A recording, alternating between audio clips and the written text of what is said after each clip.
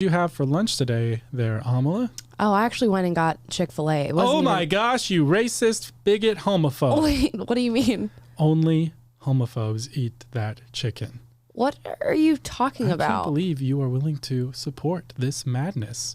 What are you going to tell me next? That you got your Halloween decorations at Hobby Lobby? I did. Is there a problem with that? I don't understand. I am so triggered right now. Do you not research the personal and privately held views of the owners of every company that you patronize and make sure that you don't have any political disagreements with them? No. Chick-fil-A in particular has really good chicken, and Hobby Lobby has really good Halloween decorations. So people like you are a part of the problem.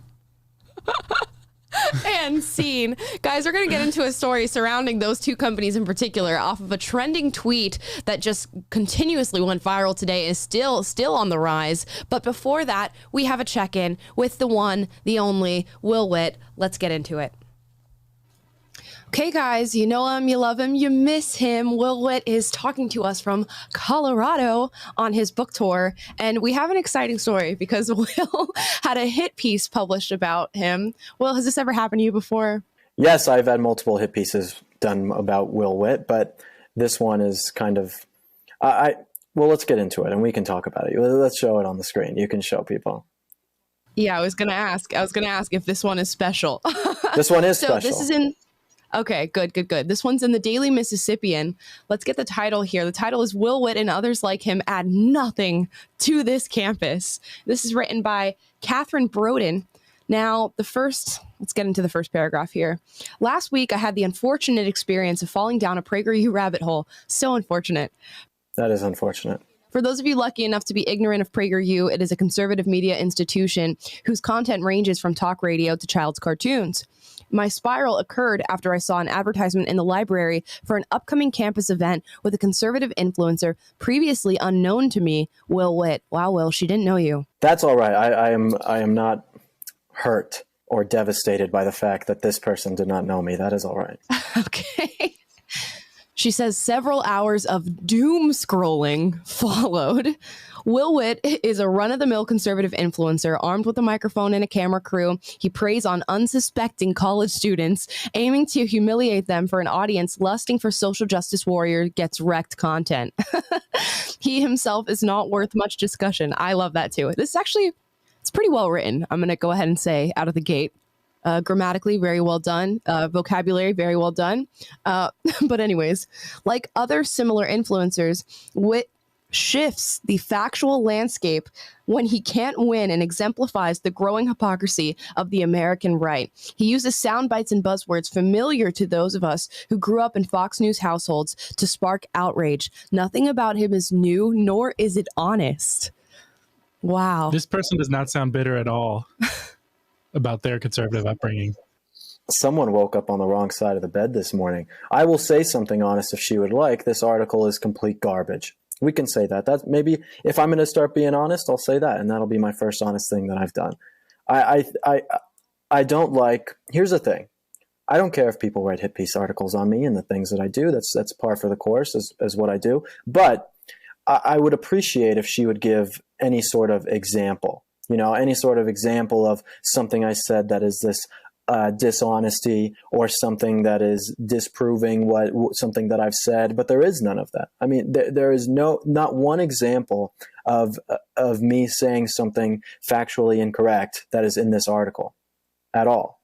That is always how it goes. It's just like that guy that you met on campus who said, he hated PragerU and they're full of misinformation, and you asked for one example and he couldn't give it to you. So I mean, it seems to be standard. Although PragerU's swarm of online activists portray themselves as irreverent and fringe, they are anything but. PragerU itself operates under the annual budget of $23 million and receives the majority of its funding from such faithful supporters of the ultra-wealthy conservative establishment as the Koch brothers and Ferris Wilks. The irony of talking heads like Witt decrying the elitist hegemony of the left while functioning as a megaphone for some of the country's wealthiest citizens is laughable. The hypocrisy in the underlying themes of this and related content is even more stark. Throughout Mr. Witt's content, He decries the victim mentality of the American left. A quick glance at his PragerU biography, though, reveals that he dropped out of the University of Colorado Boulder because of the constant indoctrination he experienced while there. These influencers paint everyone on the left as naive and childlike while abhorring anything they disagree with as an attack on their personhood. They are so steeped in the propaganda machine they operate that they cannot recognize their own inability to cope with criticism. Wow. This girl is making me blush. I mean, it's getting me butterflies in my stomach. You know, she's got a big crush on me. I can tell. It's very sweet of her to say all these things. Yeah, I think next time you visit, you got to meet Catherine. I would love to. I don't think she came to the event. I think that's pretty indicative of the left and saying all these horrible things about me and then not actually coming and attending the talk and hearing what I had to say. Because even in my talk, I mean, I call out Republicans, I call out conservatives, I talk about the lies that those types of people do at the same time, not just the people on the left. And I wish that she would have come to experience that. But yesterday at my event at University of Missouri, Kansas City, I had a guy who looked like someone you would expect come up to the podium during the Q&A. And he started asking me these questions about hypocrisy and my hypocrisy. And I'm like, I wish that a leftist could come to one of my events and actually ask good questions. You know, I would love a challenge. I would love someone to come and actually challenge me on the things that I believe in and say, well, these stats actually don't line up with this. But I'm like, no, all these people just come up with the same stale leftist talking points. The guy comes up and he's like, you were talking about Nietzsche in your speech and you said you're baptized, but you know, Nietzsche said that Christianity is bad. Doesn't that make you a hypocrite?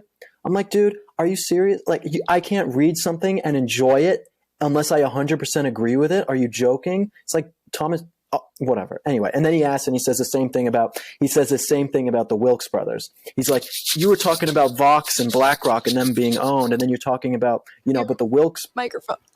Oh, sorry, it's rubbing against my face. And then he's like, the Wilkes brothers funding PragerU and doing fracking videos. Like, isn't that the same thing? I was like, no.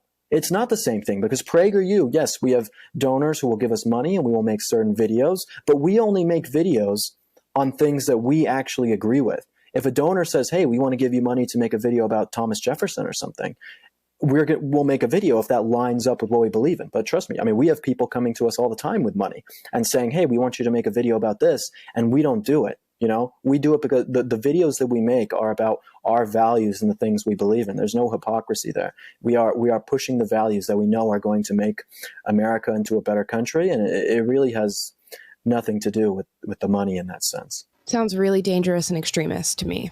If you ask me and Catherine, I'd say. Well, just look at yourself, Amala. If I were to pick 10 people out of a crowd, you would be the extremist I would choose. Well, Catherine wrote one more paragraph. Let's react to this last paragraph in here. In the upcoming weeks, Witt will visit campuses like ours across America, no doubt hungry for students to indoctrinate.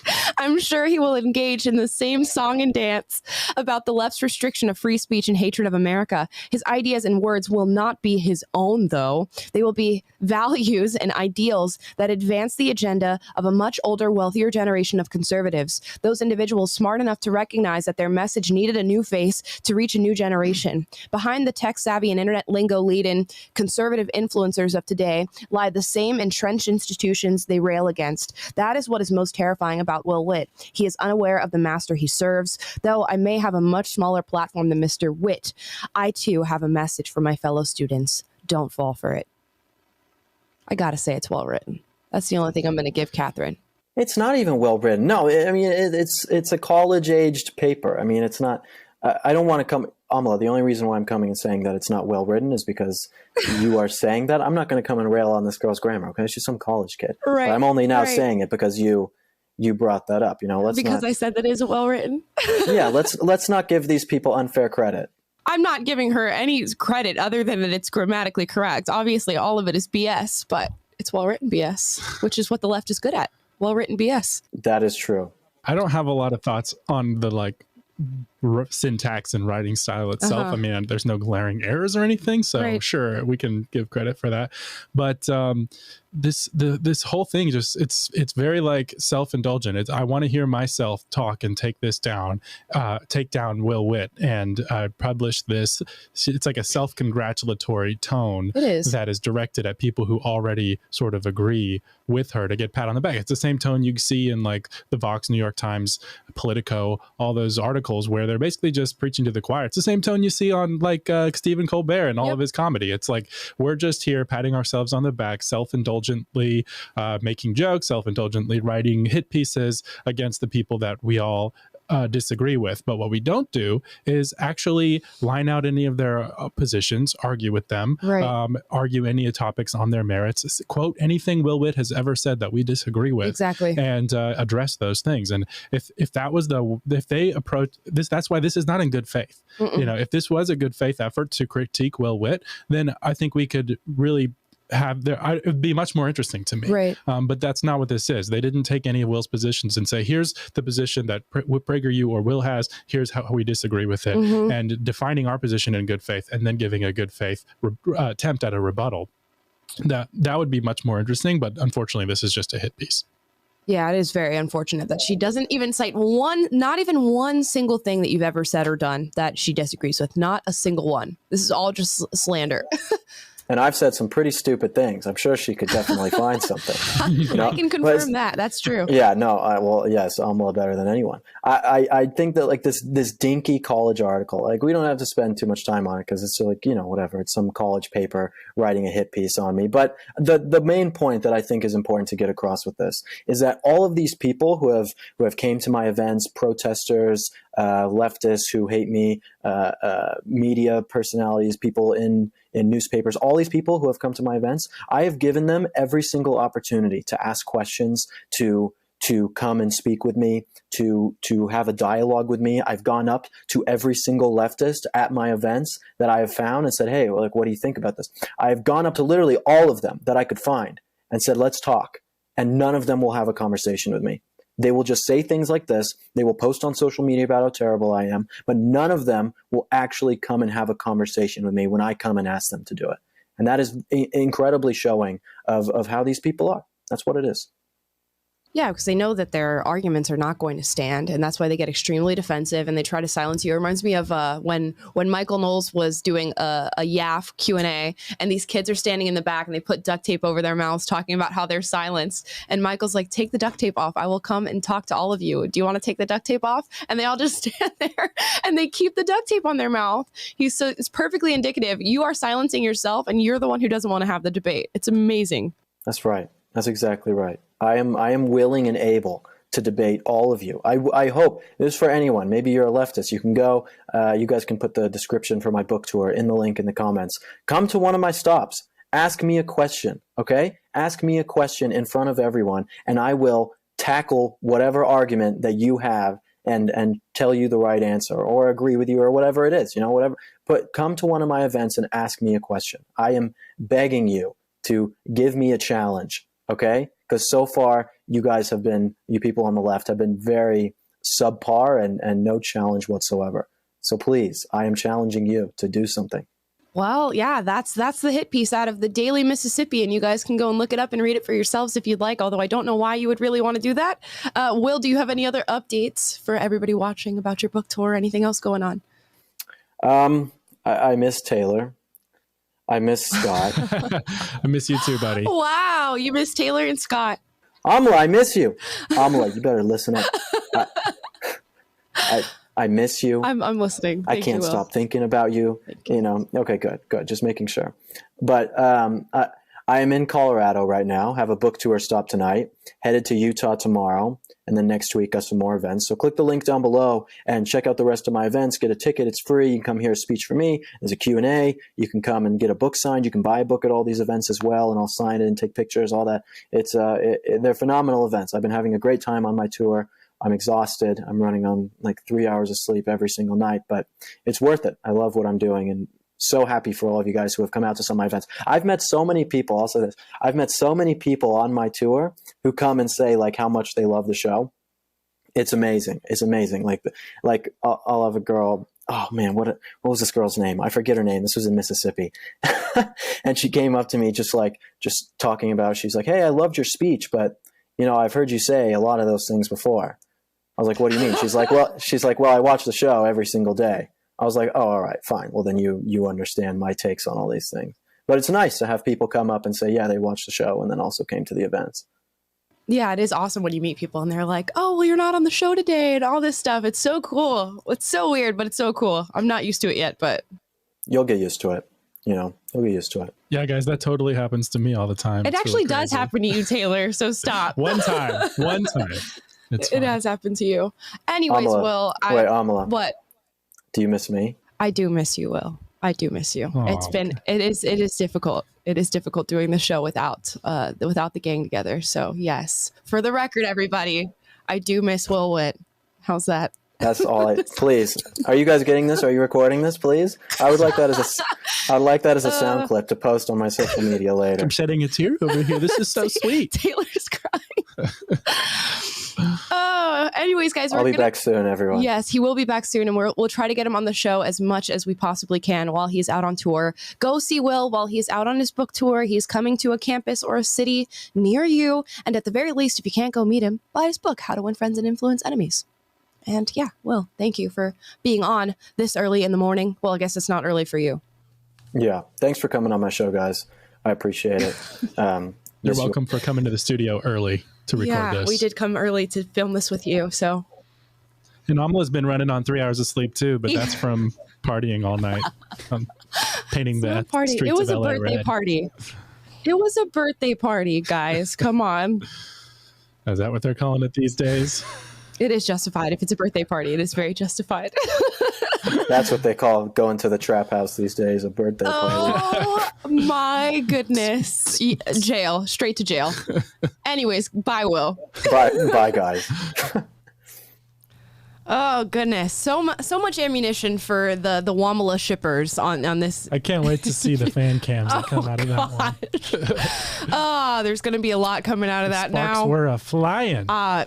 Yeah, according to this live chat that I watch, apparently you guys love speculation. Now let's get to the opening of our show today, and that was our Hobby Lobby Chick-Fil-A throwdown with Taylor. Now the reason that this happened is somebody put out, what was the tweet, the original tweet, because now it's gone.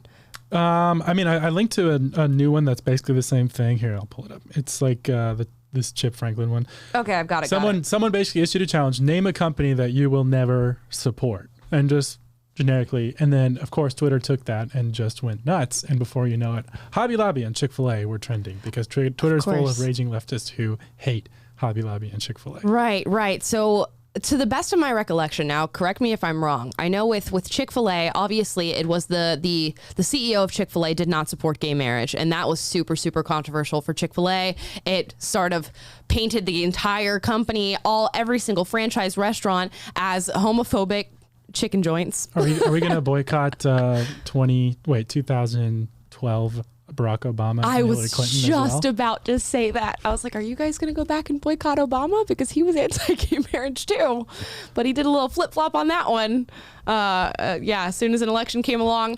But yeah, so that was the situation with Chick-fil-A. And then Hobby Lobby, the CEO of Hobby Lobby, was extremely pro-life and was anti-providing contraceptive care for employees. And I believe that was the main controversy around Hobby Lobby. And apparently this was years ago. And apparently this is a controversy that has never been forgotten because Hobby Lobby and Chick-fil-A remain two of the top companies responded to in this Twitter thread that people refuse to support.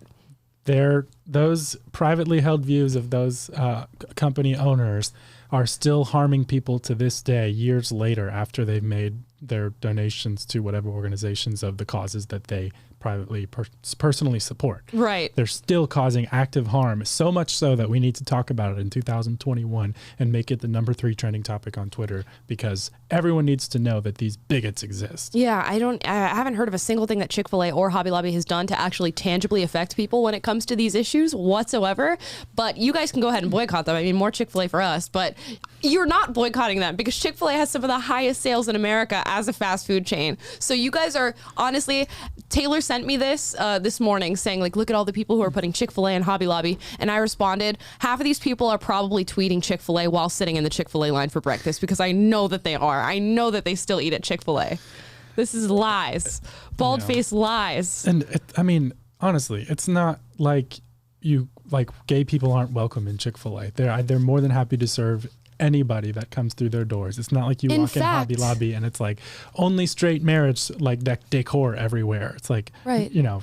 Some might even say it's their pleasure to serve you. They do. My biggest gripe against Chick-fil-A is they're too nice. They make me feel bad because you walk in there and there's just, you get such excellent service and they're so eager to serve you. And like, what fast food restaurants have people coming around offering you refills?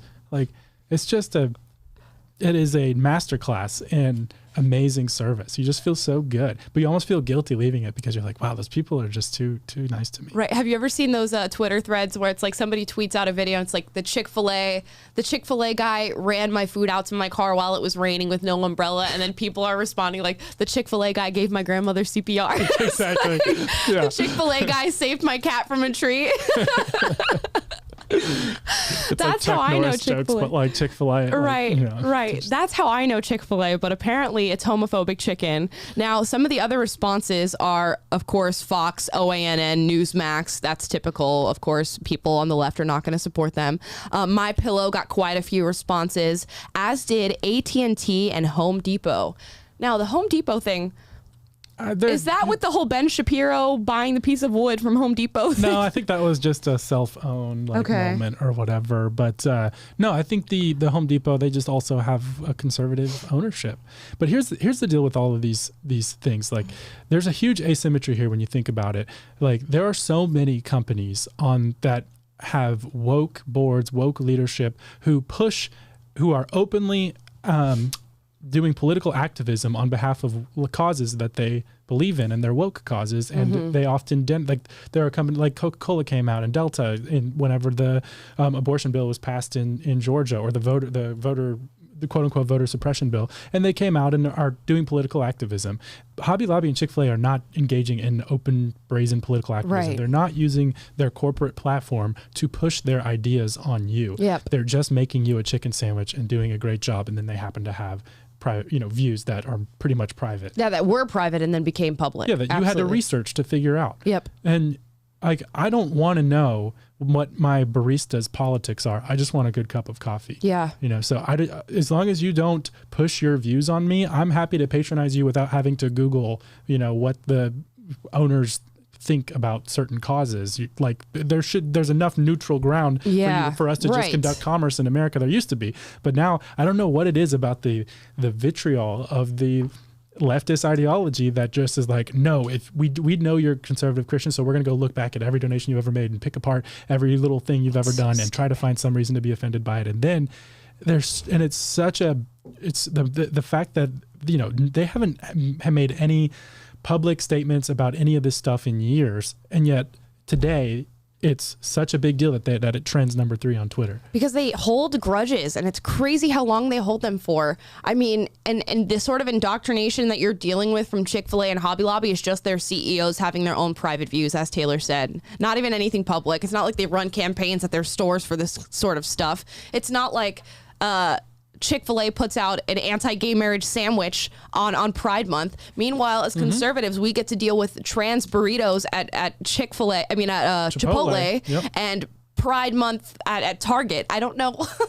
You guys blatantly push your agenda and your indoctrination. That's why I think it's asymmetrical in that conservatives who are turned off by the political activism of corporations are justified in saying, you know what, I don't want to patronize these businesses because they're actively persecuting my values and throwing it in my face. So, but I don't think it's I think there's a big difference between that and you going on Google and researching what other owners are doing with their donations or whatever, and going out of your way to research the privately held views of owners of companies, to then castigate them and you try to mobilize a mob against them after the fact. I think there's a huge difference between those two two things. Yeah, because they don't want you to have personal beliefs. They want you to have their beliefs. And if you don't have their beliefs, they don't want you as a member of their society. And that's why their brands push their agendas actively and publicly. I mean, there's so many more examples of it. Ben and Jerry's doing their anti-Israeli, even though Ben and Jerry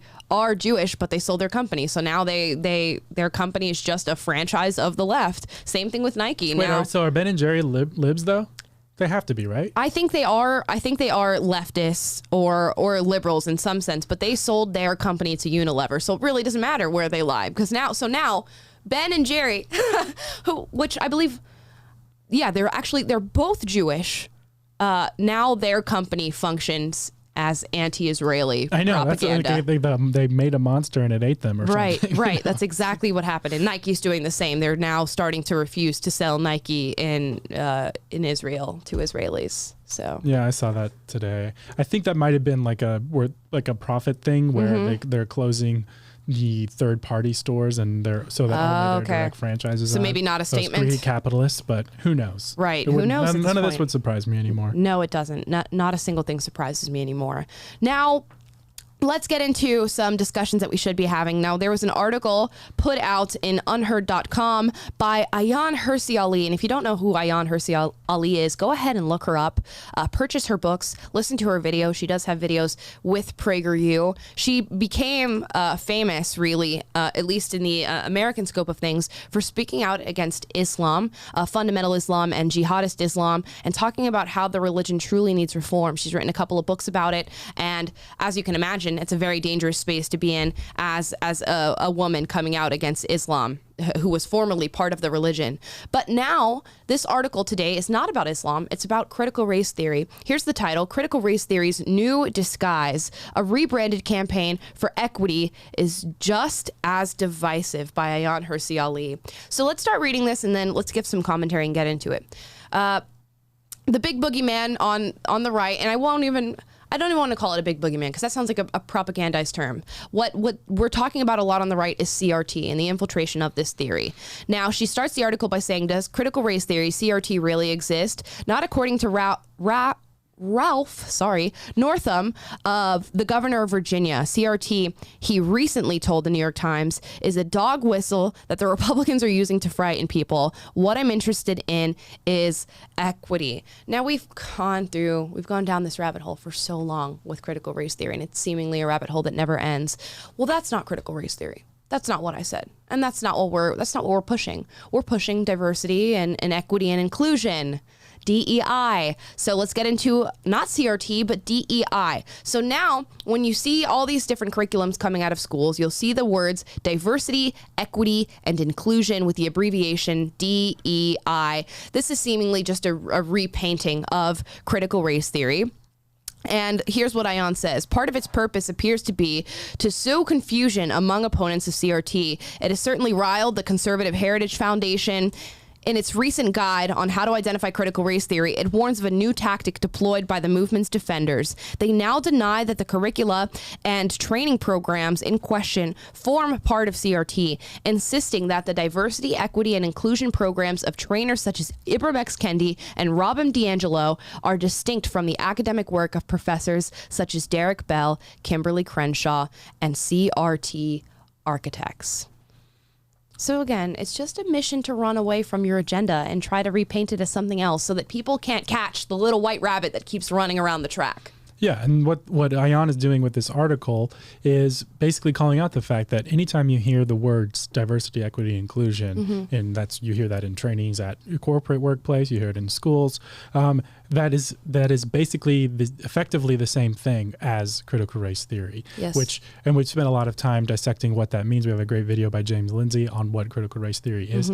But essentially, it's saying the idea of equality, like the ideas of on which America was founded, the ideas of Martin Luther King are insufficient, and we need to go for equity. We need to go for equality of outcome, not equality of opportunity. And in order to achieve equity, you cannot achieve it without actively discriminating against whoever happens to be successful right now. Yep. And so in an effort to level the playing field, you have to discriminate. And that's what they're doing with this equity stuff. And it comes from an underlying Marxist worldview, and that there's postmodern neo-Marxist that is underlying the critical race theory. And why that's so dangerous is because they're seeking to indoctrinate our younger generations with this ideology and give this is their framework for how they think about the world, how they think about race, how young black kids think about themselves as victims, which is a Marxist framework, victims and oppressor. Then white kids learn that they're oppressors,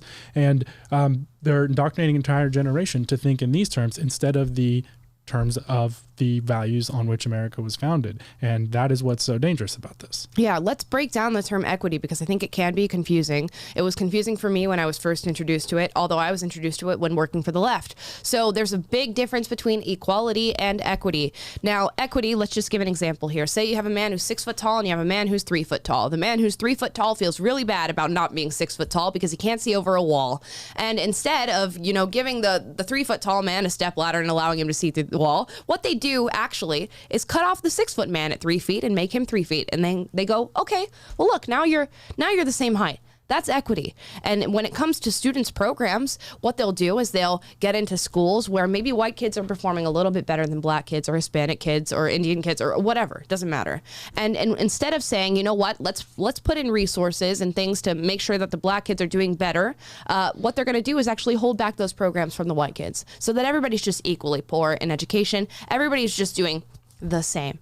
Just like under socialism. You're not all getting richer. Everybody's just getting equally poorer. And that's exactly how equity is going to function. Now, Ayaan goes on to write, certainly, regardless of which of these trendy 3-letter terms you prefer to describe the latest iteration of America's obsession with race, the goal in each case is the same, to shift away from meritocracy in favor of an equality of outcome system, which is not right. We don't need to shift away from meritocracy in America.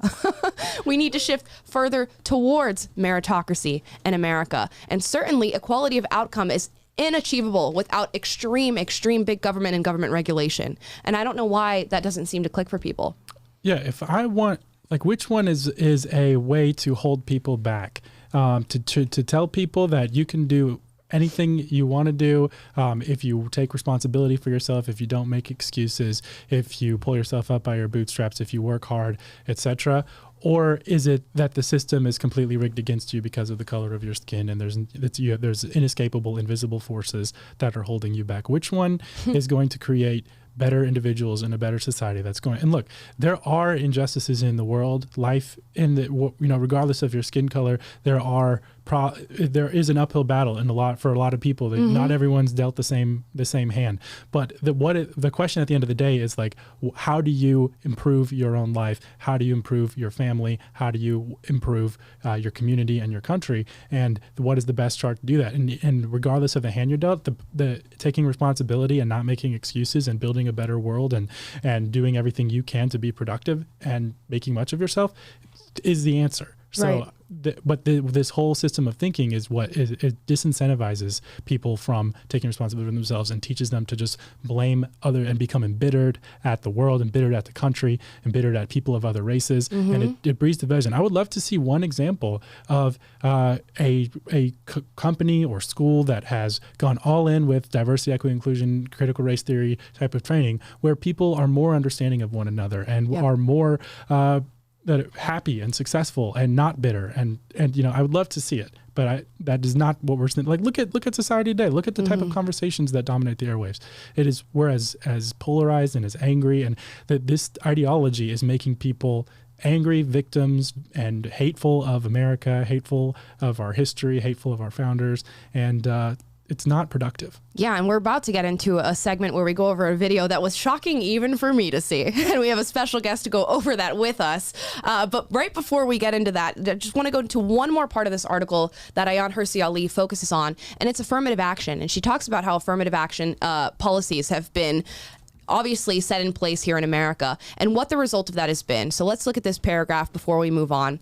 This shift is due to the clear failure of affirmative action policies. First introduced more than 50 years ago, they were intended to create equal opportunities for the Black community, said to be held back by the legacy of slavery and Jim Crow laws. Suffice it to say that they failed. Today, only 20% 6% of Black Americans have a bachelor's degree, 10% lower than the national average. More than half of Black households earn less than $50,000 annually, and the labor force participation rate for Black men is 3.3% lower than for white men. It has actually shrunk by 11.6% since the early 1970s. Only 4 CEOs from Fortune 500 companies are Black. So what a wondrous thing that affirmative action did for America. And it's so great to rob people of the agency of knowing that they did something based on their merit and tell them that they did it based on their race.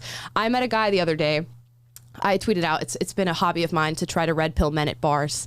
And a guy comes up to me at the bar and he's talking to me and he goes, well, I'm a lawyer from Yale. And he's talking to me about how our legal system and the criminal justice system oppresses Black people so much. And we get into a discussion about affirmative action, how he thinks it's so great.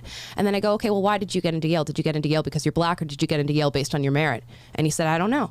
And he said, actually, that on the campus at Yale, he got a lot of flack for being there as a Black student because a lot of people questioned whether or not he got into Yale based on his merit or based on his race. So look what you've done with affirmative action policies. You have robbed Black people of the ability to know that they've done something based on their merit. You've set them back even further than you intended to. Blows my mind. I love Amala being able to just go off on affirmative action. It's a hobby. It's a hobby of mine. It's a reincarnation of Tom Sowell. And That's your a big pickup skills. Thank you. Here's our special guest, Ami Horowitz. Hi. Yeah, thank you for being on. Oh, it's a pleasure. We're going to get into your video. And this one shocked me. And I do watch your videos. And normally they're not as shocking as this one here. Now, Ami, you went out to the University of California, Berkeley, and you started asking people whether or not they'd be interested in donating to the Taliban. Sure, why not? Uh-huh. Right? I mean, people are generous, right? The Yeah. left they're virtuous, they're generous. Why not? Why not give to the Taliban? Yeah. What birthed this idea for you? Much scotch. It's funny, whenever I'm sitting there and I'm trying to figure out, okay, what's the next topic? What's the next video? Oftentimes I'll think to myself, I come up with a concept, I'll go, there's no way this is going to work. It's pointless to do it, right? Like, I couldn't go to Yale and have people sign a petition to repeal the First Amendment. Like, that doesn't work. Yeah, right. Their capacity to surprise me never ends. So this one I thought, okay, again, raising money for the Taliban, specifically to kill Americans. Right. I'm not sure it's going to fly, or I'll get arrested, or, you know what? If I got beat up, I'd be happy. I'd be thrilled if somebody attacked me. Right. Unfortunately, they ginned up the cash for killing Americans. Well, let's get into it and watch exactly what people had to say to this. Again, it amazes me. Here we go. We're raising money for the Taliban. Raising money for the Taliban here. Get your Taliban here. I'm Ami Horowitz, and I'm here at the University of California at Berkeley. There is no way I could raise money for the Taliban, right? I'm trying to raise money for the Taliban. We're trying to raise money for the Taliban. Tax deductible. I mean, if you were money in Afghanistan, so that's probably less helpful to you guys. We're Taliban 2.0. We're kinder, gentler. I mean, not really, but okay. You know, it's the way we roll. We're trying to raise money for the Taliban. We want to be able to train our fighters to fight back against American interests. There's a lot of weapons that were left there. We need money to train them how to use it against American forces, train them how to use weapons again, all the weapons that the U.S. left. We want to train our fighters to strike back against American interests around the world and in the homeland. Before America got there, we used it as a base to strike against America. We want to do that again. Oh, interesting. Okay, pause this for a second. I thought maybe you were just going to say, do you want to donate money to the Taliban? And maybe these students were not educated enough to know what that truly meant, and they were just going to say, oh, well, yeah, sure. No, you described exactly. It's not fun unless you're very explicit about the use of funds. Oh, no. Did you find that, was anybody sort of going against you on this at all? Did anybody fight back? No, so one out of all the people I stopped, one person looked at me and said, I don't want to give money to the Taliban. And he walked away. Outside of that, there was zero pushback. Zero pushback. And at a certain point, so when I hire crew, so I hire a local crew, and 9 times out of 10, the people I hire are liberal, if not leftist. Right. And so I can't use my name, otherwise they won't work with me.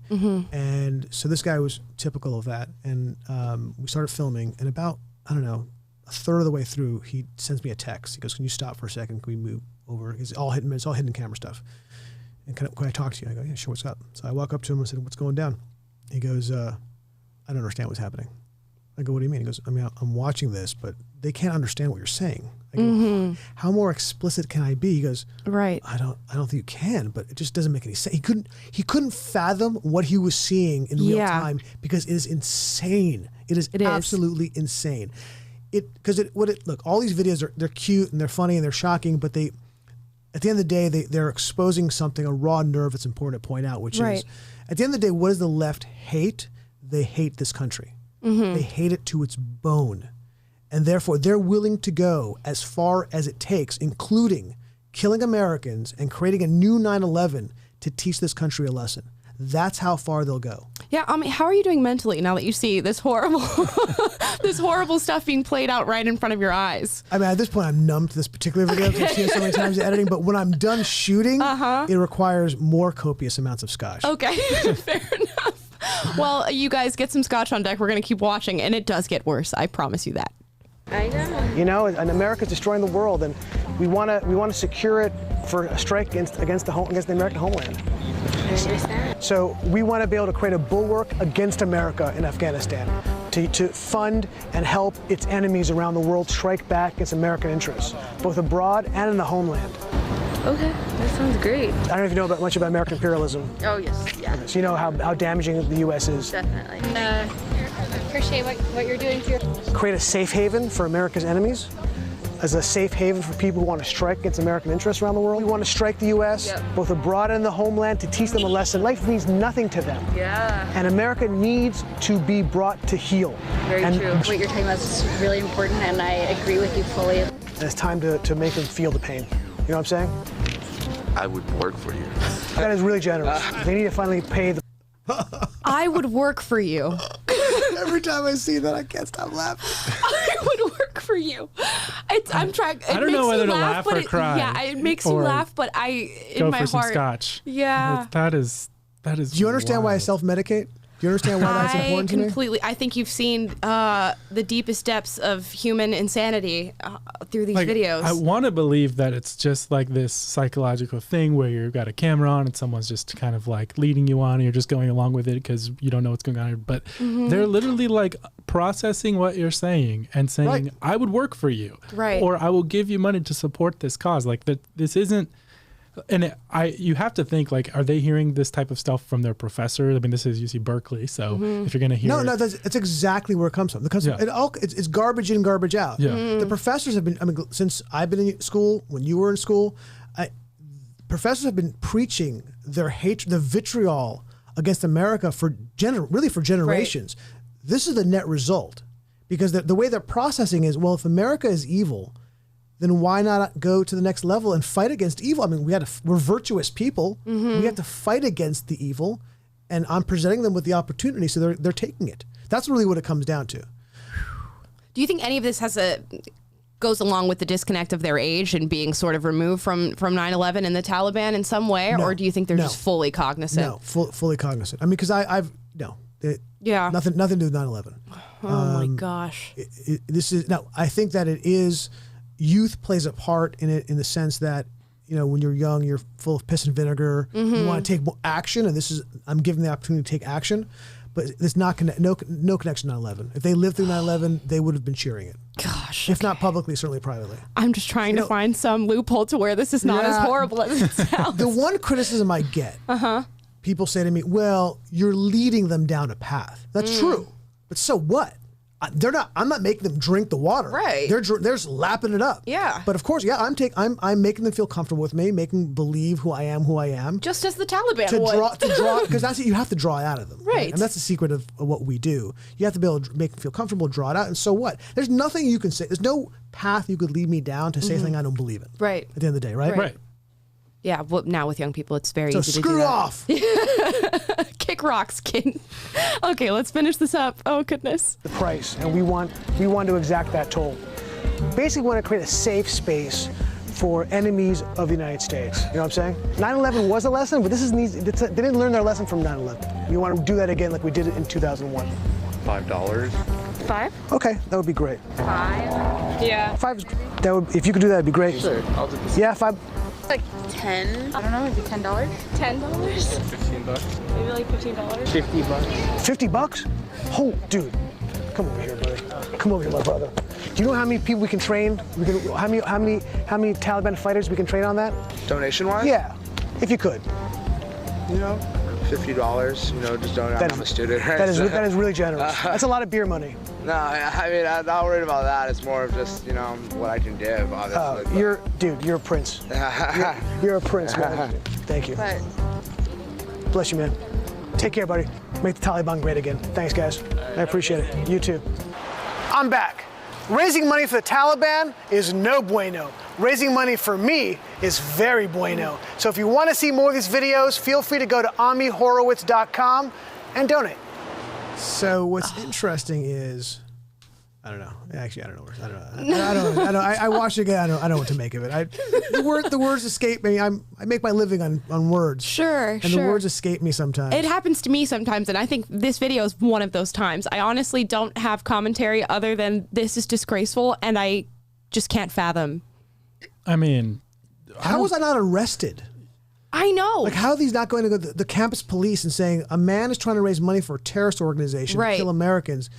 Like I said, if somebody slugged me in the face, I would have been happy. Right. At least somebody has some kind of common sense. I was expecting security called, or you got beat up, or somebody called the police, or just something. A campus administrator even, maybe even call a professor. Like 3 years ago, I did a video, also with PragerU, and I went to Berkeley, because I like to go back there every once in a while, and I was waving the ISIS flag. I was saying, come fight for ISIS, kill for ISIS. Let's kill Americans together. And people were like, there's no action. I wasn't asking for money, but people were like, yeah, I love it. Or they're ignoring me. Professor, like, keep doing what you're doing. And then I was like, okay, so maybe, maybe they're just used to kooks. So it's not a big deal if they're just ignoring me. Like, oh, another crazy guy waving a flag. Who cares? Maybe that's it. So the next day I went with an American flag. Within seconds, it was like, can we curse? Within reason, that's fine. That's fine.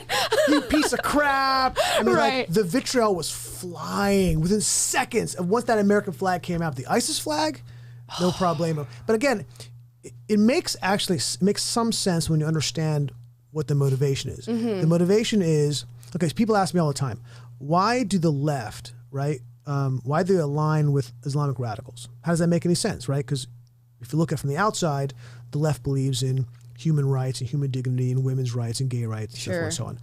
And Islamic radicalism doesn't believe that at all. So how are they allies? And they are allies, right? Make no mistake about it. The hard left and Islamic radicals are allies. And the reason is actually pretty easy, pretty simple, which is what does the left really want? It's not really necessarily about women's rights or gay rights. It's about complete and total equity. Right? Or we used to call it equality. Now it's equity. Yeah, now it's equity. And because there's an imbalance between the Islamic world and the Western world, that balance has to be brought back. So therefore they have to ally with. Remember, it comes back to intersectionality. Right. Why they ally because they're all victims. Yes. And therefore victims are allies together, and we're all going to work together against the oppressor, the West, capitalism, the free market, the Jews. That's why they make allies together. And it's interesting because people, at least on our side, try to point out this blatant hypocrisy over and over. I mean, the left aligns themselves, with radical Islam, with Muslims, and then they say, well, what about the anti-gay sentiments? What about the anti-women sentiments? And they go, well, that's their culture. Right. So I align myself with that. Even more, I've done a lot of the gay stuff with that community. They will make excuses like, no, what happened was the occupation has warped their mind. And that's why you're forcing them into that.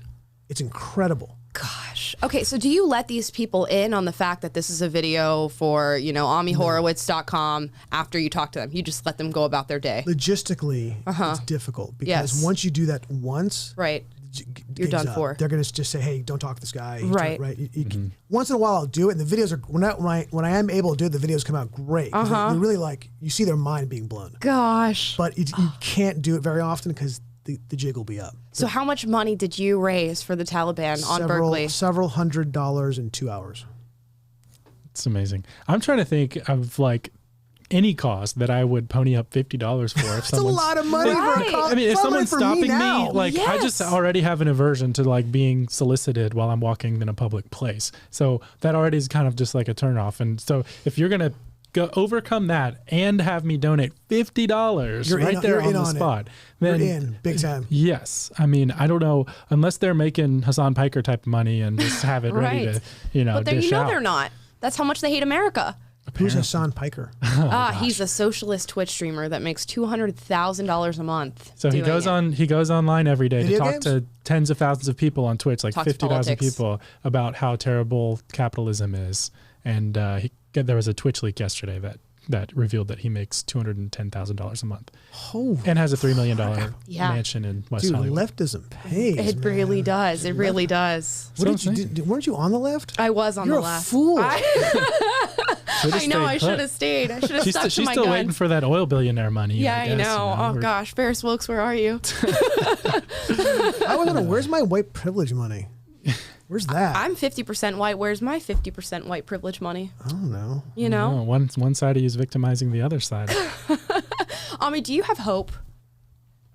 Because you see the worst of it. I have to ask you this. I do. So I've often said I'm a short-term pessimist and a long-term optimist. Yep. But Okay. I have an unending reservoir of confidence in the American people. Having said that, that has eroded somewhat in the last 3 or 4 years. Okay. Right. Look, on the one side, you can say that on the positive side, you can say, okay, you saw what happened with Black Lives Matter. So initially, Black Lives Matter had a 90% approval, and then it fell under 50% once Black Lives Matter was exposed for what they really are. So that's hope, right? I mean, in the Black community, it was 60%.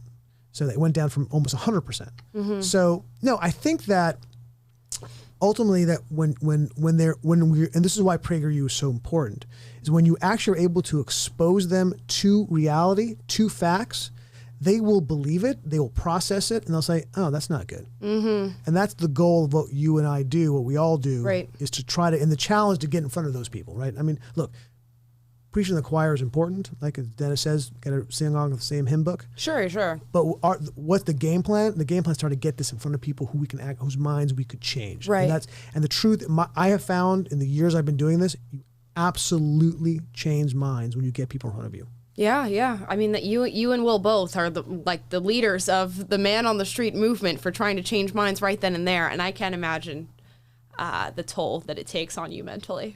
Yeah, but the strategy of, I used to be 6'2". And handsome. And I don't want. is that like it just all changed. age 6, comma TOO or 6'2"? But I was going to say the strategy of asking people questions and making them think and like learning how to change minds by engaging people's, engaging their critical thinking as opposed to just being combative and making outrage or spreading outrages is that's what Will's book is about, and really that's what we try to do at PragerU. Is like we talk about arguments, and we started the show today with this hit piece against Will and against PragerU that was basically just talking about, oh, they take money from so-and-so, or they do this, and they didn't address any argument we've ever made. They didn't cite anything specific. And it's a shame today that when it's so difficult to get to a place where we're just talking about ideas themselves and on their own merits, or looking at evidence, or, like we see all these COVID restrictions and stuff like that. It's not about evidence. It's about compliance. It's about, making sure that you are one of the people who is in line with the mainstream narrative and paying lip service to it, or wearing the badge, or whatever it may be. And the whole rational discourse thing, I think that's the part. Sometimes seeing a mind change on videos like yours or like Will's gives me hope, but my biggest fear is like that the mechanisms themselves that we have to negotiate our differences break down, and then how do we rebuild those? Will wrote a book. I'm still trying to wrap my mind around it. We allowed to attack Will when he's not here. Is that fair? Or is that it's totally fair. All's fair in love and war. So yes, you can. I was pretty sure he can read. I wasn't so sure he could write a book, but hey, you know what? He did it. I just say God it's a bless good him, thing man. he's got a computer, because his handwriting is very difficult. Oh my gosh, it is like a 5-year-old picking up mine's a not great, pencil but- for the first time. Okay, the other thing about Will is that This is just not fair. He's not here. We're just like, pounding on him. yeah, It's funny. I mean, It's okay. You know, he only eats one meal, like one food, right? Oh wait, Hamburgers. It's all he eats. Will does love a good hamburger. I mean, I kid you not. We've taken, I don't know, every trip we've taken together, lunch and dinner, he orders hamburgers. It's like, what are you, like 5 years old? What is that? I like hamburgers. Yeah, no kidding. I'm going to clip this segment and send it to Will while he's in Colorado right now, just before his book event. And hopefully he feels a little bit better about where he stands in the world. I don't know. I think he's going to be pretty upset. I leave for 1 2 weeks. We all love 3 Will. weeks. We all love you. Will. We do. We love and miss Will. But Ami, thank you so much for being on and going It over was a your pleasure. video. Thank you for having us. It's going to be on PragerU next week, I think. Yes, it will. So guys, you guys be have on to the sneak lookout. preview today. Yes, That's you right. guys got a special guest to talk about his video and a sneak preview of said video. So be sure to support it when it does come out and check out our Ami Horowitz at amihorowitz.com. It was a pleasure, guys. Thank you so much. Yes, of course. Thanks for being here. Now, on to Throwback Thursday. I've got a video that we're going to play for you guys. It's based on a 1958 foreign exchange forum with students of sort of a United Nations thing that they used to do back in the 1950s. They brought students into the United States to study from all over, all different countries in the world, and they held these forums. And the subject of this forum in particular is prejudice. Now, if you go online, there are tens of videos of these different forums by the YouTube channel Archive MC. Now, I found one, and it's just interesting. I'll pull up if you want to show the actual video for a second. These are the kids sitting here. We have one from the Thailand, Philippines, Malaya, and Iceland. These kids are all the ages of 15 to 17 having a discussion about prejudice, and I mean an honest discussion about prejudice. And I'll go ahead and preface this with, initially they asked the girl from the Philippines what her prejudices were, and she said in the Philippines there is a deep prejudice for the Sikhs that they learn from a very, very young age. Now let's get into this and watch what they have to say. Again, these are high schoolers, 15 to 17 years old, talking about prejudice. About the Sikhs. I think it is very true. The only people I have ever hated are the Turks. I used to pray from my early childhood, God save me from the Turks. And when I was disobedient, my mother used to tell me that the Turks would come and take me. And as I was often disobedient, I lived in constant hysterical fear of the Turks. And I started hating these atrocious savages. And yet I had never seen a Turk before I met Under. I think they started hundreds of years ago, in the early days of the Ottoman Empire. Then pirates from Turkey or from Algeria used to sail to the northern countries and plunder the churches and steal healthy people for slaves.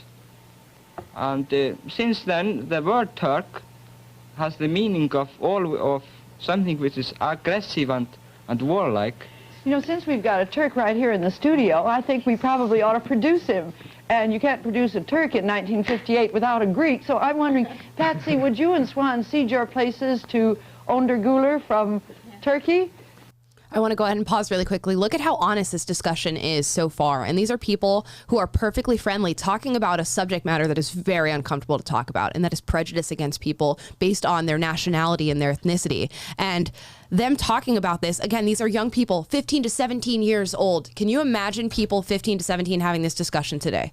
No. And, we talk about, do you have hope? I mean, that's pretty brutal. It's telling. But that word honest is, we talk a lot about how much progress we've made since the 50s and 60s. But when you look at the way that these people are just able to engage each other and approach a conversation in good faith and start to try to just honestly process their differences and the fact that, like, hey, I'm willing to come to the table here and acknowledge that where I come from, we see things a certain way, but I'm curious about, and I'm willing to sit down and listen to you and try to process these differences. And this is like an honest exchange of ideas. But today, this is with political correct culture and this with the new way of doing things, a modern way of doing things, there's not an honest exchange of perspectives. It's just about, oh, well, you're not supposed to say that. And you don't know why you're not supposed to say that. You don't know, you have never met another person who you've exchanged ideas or perspectives with that's made you to learn to respect their point of view or negotiate those differences in any intelligent way.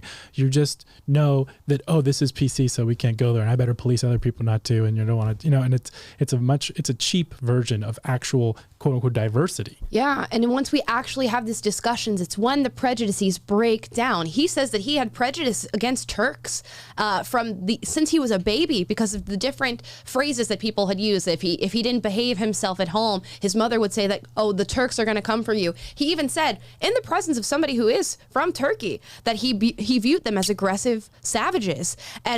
But they're having it in a respectful manner. He's being completely honest about his life experience in regard to other ethnicities and nationalities, but being honest and respectful about this conversation. And even so, he said, I've never even met a Turk yet until I met Önder at this forum. And now I have a different perspective. So let's keep watching. This is very, very interesting. Again, this is a series that's on YouTube by Archive MC. And there's Önder. Here comes Önder. He's the one who was playing the mandolin at the opening of the program. That, by the way, is the Forum Blues that Önder composed shortly after he got here, and it's become almost our theme song. Everybody knows it. From Greece is Angeliki Layu. Now, go ahead, aggressive and warlike Turk. Did you follow fully what Bjorn said about Turks? Yeah, I was listening to him, and you know, we Turkish people would like very much for the other nations to see the difference between the Ottoman Empire and the modern Turkey today. Now, unfortunately, the people who don't know enough about the things that happened in the 20th century always mixed up their prejudices about the Ottoman Empire with their thoughts about modern Turkey. I just wonder if you do the same thing in Greece, Aike? Well, I just wouldn't say that we do the same thing in the same way in Greece. But it's interesting that one ocean and one continent across from Iceland, we still have kind of the same feeling towards the Turkish people. And I would say that it's kind of more natural for us because we really have suffered much during the 400 years of the Turkish occupation. And because we had to survive, our nationalism and our difference from the Turks, which came to be that we were better than the Turks, had to be stressed. And even today, if we see someone who doesn't eat in a very polite way, we usually say, "Are you a Turk?" And it works. And at school, when we study history, we usually say that the Turks have destroyed a great civilization, our civilization. Look at really think, I know everybody's all smiles and laughing, but really listen to what she is saying in the presence of somebody who is from Turkey. She's saying, whenever I meet somebody who's rude and impolite, I ask them, are you a Turk? And normally I'm absolutely right. She says, in school, we learned that the Turks ruined our great civilization. And she's saying that, and they're able to sit there respectfully and laugh about the fact that they've been taught these things in their countries. Can you imagine this discussion happening between somebody who's white and somebody who's black in America right now? No. Do you want to try it real quick? Yeah, right. Taylor and I could do it. I don't think many other people could have this discussion. No, it is wild. And again, blows the my fact mind. that they're not only are they, what are they, 14 to 16 or something? Yeah, 14 to 18. 14 to 18. All of them. But this is their second language. Mm-hmm. I mean, as someone who's lived overseas and had to go to school in another foreign language, like having to formulate your thoughts and are in real time on camera in a second language at that young age is just mind-boggling to me. It is. And so it's not only that they're just independent of the language thing, how advanced their reasoning is and just ability to articulate themselves, but the fact that it's amazing to me that they're able to do this. Yeah, we're going a little bit over time on the stream today, but I want to get to an important point that this young Greek girl makes in this discussion. So let's keep watching. And what is interesting is that some people get the idea that really they didn't have any civilization, any great civilization of their own, and that, well, they're not very well educated, and in general that no Turk can be any good. Also, another strong prejudice in my country is that the assurance that some people have that the Greek people, now and forever, is one of the most important and intelligent peoples on earth. It sounds pretty interesting, yes, you know. I'm glad that the word Turk has a better meaning here in the United States than it seems to have in Greece and Iceland. Am I not right that the members of the Young Turk group in Congress are glad and proud to be called Turks? Yes. Anyway, we got bigger problems with bigger nations, so we don't have the same kind of prejudice in our country against Greece. You know, when I was a little boy, I used to play Russians and Turks just the same way American kids play cowboys and Indians. This shows that our biggest problem is with the people who are the biggest problem of the whole free world today. You are also telling that we spoiled your civilization in Greece by occupying your country for more than 400 years. But I would like to point out that if the Ottoman Empire didn't give you the freedom of religion and the freedom of keeping your civilization, I don't think you would be able to talk that way today, just because there wouldn't be any nation called Greece anymore, Greek nation anymore. Well, honestly, I don't think this is a very effective argument. First of all, I think that, of course, in different countries we study history in a different way and we stress different points. But still, I think that both of us would admit that maybe in the beginning they did give a certain amount of religious freedom to the Greeks. Maybe just because they wanted to stress the Orthodox religion and keep them away from uniting in some way with the Catholics, which would produce a different situation for Turkey. But then I would say that later on there were some really bad conditions for the Greeks, and they didn't have the opportunity to study their own language. They had to study it secretly under bad conditions, and well, I wouldn't say it was much of a tolerant spirit, but still, I don't think that a nation with the long tradition that the Greeks had, with a strong national conscience, with the language, with their religion, and which was very different from the Turkish. And by the way, I think that you would admit that the Turkish civilization wasn't as great as the Greek at that time. I don't speak about today, I speak about that time. Well, I think it would survive if even after, under strong oppression, just because oppression can't limit the mind of people who have such a long tradition and who have to fight continuously as the Greeks had to fight. And I would say that after strong oppression, the nationalistic spirit just blossoms like the Greek, the Jewish, or anything else in the world. But tell me, you peaceful people, what about your feelings about the Cyprus dispute? Well, I would like to listen to the Greek point of view first. The Greek or mine? Well, I thought that your point of view was the same with the Greek point of view when I first met you in the beginning of the forum. Is there any difference now? Well, there's difference in all of my opinions and ideas in 6 weeks. Really, anyway, Ike? Yes, certainly. And I think this is one of the most important things that this forum has done to us, to most of us. Well, go on. Forgive me for interrupting. Well, I would say that our strongest argument, the strongest argument of the people of Cyprus, is that every human being has the right to the right of self-determination. And I would say that, of course, the situation now in Cyprus is very difficult because of the strong conflict between the Greeks and the Turks. But as some British people admit, and as we point out in Greece, I don't know what you say in Turkey, this problem really didn't exist some years ago, but it began to exist just because the British aroused it, so that they could divide and rule. That's where I want to stop right there. I mean, what an amazing discussion. Yeah, guys, go check these out. These are 1958 foreign exchange students talking, foreign exchange high school students talking about their definitions of prejudice, how they see it in their country, how they see it while being in America. And she makes so many important points. And I can't imagine ever thinking this at the age of 16 or 17, talking about how under strong oppression, nationalism blossoms and how you get this distinct love for tradition and country, and how oppression only makes that stronger.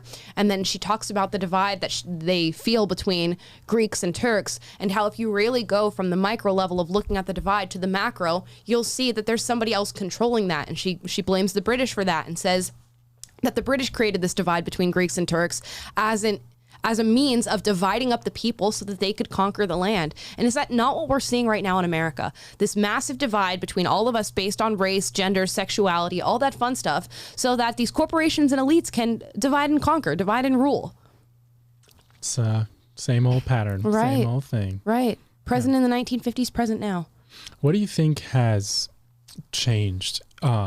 Like this type of conversation, I can't imagine it happening ever, even among international students, but let's say American students talking to each other today. What do you think has changed that has made it so that can't happen? Well, I think it's a multitude of things. I think our attention spans are far too small to even get into a discussion like this. We've seen that with social media, and I think even it's a biological problem. That look at. Sounds like you got a biological problem. I know, it sounds like I do have a biological problem. I think even so, it's a biological problem. I mean, look at how different men and women are today. Look at simply like testosterone levels in men are so much lower than they've been in decades. I mean, the 1950s, we saw some of the highest rates of testosterone in men, and obviously, women's hormones are all imbalanced and everything, which does affect your brain, which we went over in a different study that we did yesterday on the show around transgenderism and all that. But I think there are natural biological factors that have changed since the 1950s in humans. And I think attention spans have just changed, and our education system has shifted in a way that it's no longer educating us. I can't imagine a 15-year-old knowing anything about the conflict between Greece and Turkey and Cyprus and being able to mix that in with what's happening in Thailand and in the Philippines. They have no sense of the world. Yeah, they didn't have TikTok back then, so it actually made sense that you would, do your homework and learn about history, and you don't have the internet and Netflix and video games and all these other distractions that we have now. And so and what do you do when you don't have, I'm sure they had TVs around back then, but even so, you had like one or two channels, and it wasn't like this thing that occupied all your time. So I'm sure they did a lot of reading, and like you don't have like you said, such short attention span. So it teaches you to like sit with ideas and sit with concepts and sit with stories from history and actually process those and internalize those. And that's the base of knowledge and understanding that you've built, that you can speak from. Like, they're speaking from things that they've learned, and it's not just, they weren't like repeating talking points that they heard in school. These are like actual things that they've internalized, and actually they're sophisticated. They have a sophisticated worldview even at a young age, and they admit it's based on their country and where they're from, and they're approaching life from where their singular worldview and their culture has certain biases against other cultures, and it's interesting to watch them negotiate those honestly. But I think another factor in this that is huge and probably hard to spot, but I think it's probably the most important thing is that it was in the 1960s that postmodernism really became a thing, and I think that postmodernism has sort of replaced traditional liberalist, like Enlightenment liberalism, as the foundation of, or that there's been a concerted effort to replace that. And postmodernism deals with the idea of truth itself and reality. And there's infinite interpretations of reality. You hear this stuff about your truth and all this stuff. And these students are able to share ideas and exchange thoughts because they both share a common interpretation of reality. And I was truth. just about to say that. Because the idea of postmodernism has come and robbed us of that common ground on which we're standing. Now everything's relative, and no one knows what is true anymore. You can have blatant facts on social media that contradict what is being said by the government or what is being said by social media, and like you can lie. I keep saying this, but like I can spit on you and tell you it's raining, and there's nothing you can do about it because I have power over you. And that's, I forget who it was, but it was that John Piper clip we played a while ago, but he talked about how when I can no longer appeal to objective truth as an arbiter to say, hey, here's the evidence, here's objective truth, this refutes what you're saying, and we both agree, right? This we have to agree at objective truth. I can appeal to that, and then that defeats your argument. If I don't, well, that's your truth, I don't acknowledge it anymore. Now it's about who can have power over the other, and I can exert my power to silence you and have control the conversation. That's what people are interested in now, not simply having exchange of honest ideas. Yes, and that really is the foundation of it. This conversation would have never been able to occur if they disagreed on whether or not there was a relationship between Greeks and Turks and whether or not the Turks took over Greek civilization. They can both function on that objective truth that yes, the Turks did control Greek civilization for this amount of time, and while they were doing that, they did this and this and this. Now, what is your interpretation? Was that right or was that wrong? That's what they're arguing, and we don't get that anymore. No. Because now we're arguing whether or not Turkey ever even took over Greece, or whether or not they ever did this, and that. And or if we should examine the Greek occupation or the Turkish occupation of Greece through a critical lens and what the racial implications and the systems that led to these things. And, like it's all a bunch of BS, and malarkey. It's stolen our ability to have honest conversations about things. It has, and you have to think about where I'm assuming a lot of them got their information from very similar books. And when you go through these videos and watch, a lot of the students will be like, well, where did you get that information? Where did you get that information? And they'll cite, I got it from this book, or I got it from this newspaper, or it was reported on this day. We don't get to do that anymore. I get to go, well, I saw it on Will Witt's Twitter, or I saw AOC tweeted out yesterday. And it's not, it's just not, we have not created we a have great an infinite foundation. number of sources Yes. too. And so I can find cherry pick things to back up my view, or live in a social media bubble that reinforces my ideas, and you can live in one that reinforces yours. And none of it's accredited. Mm-hmm. None of it is published. None of it has been checked out. None of it is, and that's why we used to have trust in our institutions like New York Times or whatever that had credibility because they had journalistic standards of integrity and, hey, we're going to actually research facts and care about the standards of our the quality of our work, so that people can rely on it. When I cite a New York Times article, it means something, that it's reliable. And now they've lost their credibility because they've become ideologues and activists who are willing to distort the truth if it benefits their ideology. And I mean, that it makes it, we talk about hopefulness. It's like, we can't have a baseline of truth, if truth does not matter, then you don't have a lot of hope for your society.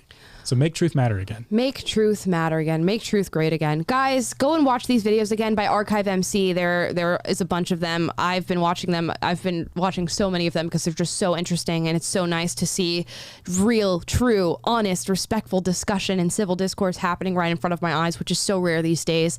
That is the end of our show. That was Throwback Thursday. We are going to be back tomorrow for your Friday show at 2:30 PST, 5:30 Eastern. Please like, subscribe, click the notification bell to be notified every single day when we go live, 2:30 PST, 5:30 Eastern. If you'd like to get a text telling you when we go live, text live 241776. That is LIVE 241776. If you'd like to listen rather than watch, you can go to Google Play, Apple Podcasts, or Spotify and subscribe there. Follow us, leave a 5-star review so that we know you love the show and everybody else knows that you love the show. And go pursue truth and watch these videos of some foreign exchange students. You would learn a thing or two. I learned quite a few things just by watching just a couple of these. So thank you guys for watching. We will see you tomorrow. Peace.